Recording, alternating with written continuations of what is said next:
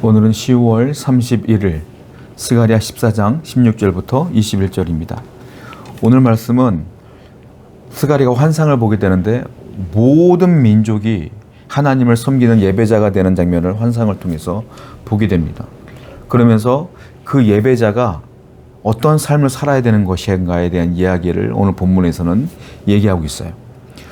자, 먼저 16절입니다. 예루살렘을 치러 왔던 이방 나라 중에 남은 자가 해마다 올라와서 그 왕 만군의 여호와께 경배하며 초막절을 지킬 것이라.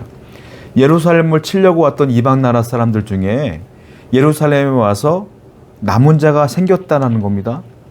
이방 나라 사람들은 하나님이 다 심판했지만 그 중에서도 예루살렘에 왔다가 하나님을 믿는 사람들이 생겨났다는 거예요.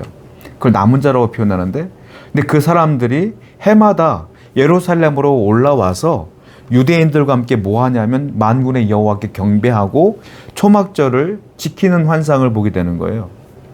자, 이 말은 뭐예요? 초막절은 무슨 의미냐면 하나님께서 출애굽을 시킬 때에 10가지 재앙을 통해서 출애굽을 시켰습니다. 그리고 광야 생활 가운데 40년 동안 먹을 것이 없었잖아요. 그 먹을 것이 없는 광야 생활 가운데 하나님이 입히시고 먹이시며 보호하시며 그들을 인도해 주셨어요. 그 날을 기념하여 지키는 절기가 초막절이라는 겁니다.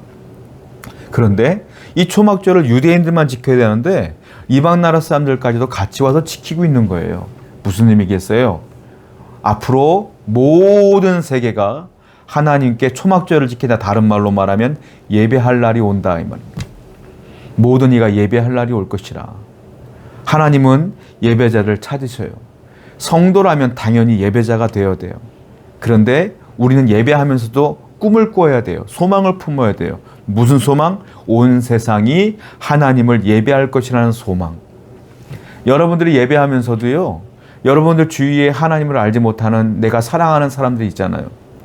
그 사람들도 함께 예배할 수 있다는 소망, 그들도 변화될 수 있다는 소망을 품고 늘 기도하고 우리가 그런 마음과 그런 자세로 예배해야 된다라는 겁니다.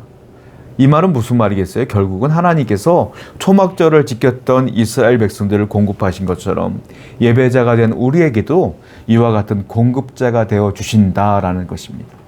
이 사실을 기억하여서 항상 없으면, 부족하면, 결핍되면 하나님께 구하세요. 하나님이 채워주실 줄로 믿습니다.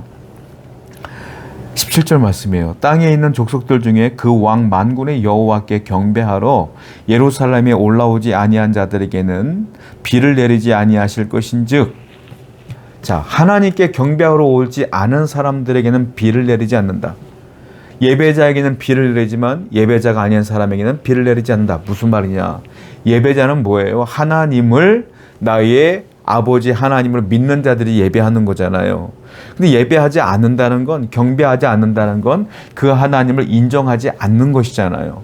그러니까 하나님은 하나님 믿지 않는 사람들에게 비를 뭐하러 주냐는 거예요. 비 안 준다. 여기서 비는요, 굉장히 중요한 겁니다. 고대 사회에서 비는요, 없으면 죽어요. 왜? 비가 내려야 식수로 사용할 수가 있고요. 가뭄 있으면 물이 없어요. 지금은 우리 젊은 친구들한테 물어볼 수 있어요. 아니, 가뭄이 있던데. 땅을 덮어서 지하수 퍼먹으면 되죠. 수돗물 먹으면 되죠. 정수기에서 먹으면 되죠. 아니, 마트 가서 생수 사 먹으면 되죠. 이렇게 말할 수 있어요. 근데 이 당시에는요, 비가 내리지 않으면 먹을 물이 없는 거예요. 또 하나, 비가 내리지 않으면 곡식을 심을 수가 없고요. 비가 내리지 않으면 양도 가축도 우리가 길러낼 수가 없어요. 그러니까 한마디로 비를 내리지 않는다는 건 뭡니까? 생명과 연결된다는 겁니다. 엄청나게 무서운 말이잖아요. 생명의 근원을 끊어버리겠다는 심판입니다. 이 심판을 받은 나라가 있죠. 애굽입니다. 이스라엘 백성이 430년간 종살이 하다가 하나님은 모세를 통하여 10가지 재앙을 내리셨어요. 10가지 재앙을 통하여 뭘 나타내는 거냐면, 너희들이 믿는 신, 애굽이 믿는 신은 다 가짜야. 왜냐하면 10가지 재앙의 그 재앙들의 모습들을 보면 다 그들이 믿는 신들의 모형이거든요. 그러니까 너희들이 신은 다 내가 다 깨뜨렸어. 진짜 신은 다 여호와 하나님이야 라는 것을 가르쳐 준 건데, 바로를 비롯해서 애굽 사람들은 그럼에도 불구하고 하나님을 믿지 않아요. 그래서 어떻게 됩니까? 심판을 받게 되는 것이죠. 하나님의 계시를 계속 주었음에도 불구하고 10가지 재앙을 주었음에도 불구하고 그들은 하나님을 믿지 않아요. 그래서 심판받았다. 이 얘기를 하나님께서 하시는 겁니다. 여러분, 우리가 하나님의 은혜를 받으려면 예배의 자리로 오셔야 돼요. 여러분들이 기쁨을 회복하려면 예배의 자리로 오시면 돼요. 예배의 자리에 오실 때에 하나님의 은혜가 넘치게 될 줄로 믿습니다. 마지막으로 20절 볼게요. 그날에는 말 방울에까지 여호와께 성결이라고 기록될 것이라. 여호와의 전에 있는 모든 솥이 제단 앞 주발과 다름이 없을 것이니 예루살렘과 유다의 모든 솥이 만군의 여호와의 성물이 될 것인즉 제사를 드린 자가 와서 이 솥을 가져다가 그것으로 고기를 삶으리라. 그날에는 만군의 여호와의 전에 가난 사람이 다시 있지 아니하리라. 자, 그러면 예배자가 되었어요. 이스라엘 백성들은. 그 이방 나라의 남은 자들도 예배자가 되었어요. 그 예배자는 어떻게 살아야 될까요? 하나님은 이렇게 말씀하세요. 그날에는 말이 달고 있는 말 방울에까지 여호와께 성결이라고 기록될 것이라. 또 하나, 모든 솥이 제단 앞에 있는 주발과 다름이 없고, 제단 앞에 있는 주발은 뭡니까? 제단 앞에 있는 성물들을 말해요. 제단 앞에 성물들은 거룩한 거거든요. 그러니까 일상적으로 백성들이 밥을 해 먹는 솥도 거룩해질 것이라. 한마디로 말하면 일상적인 모든 삶 속에 거룩이란 단어를 명심하라. 성결이란 단어를 명심하라. 여호와께 성결. 예배자는 어떻게 살아야 된다?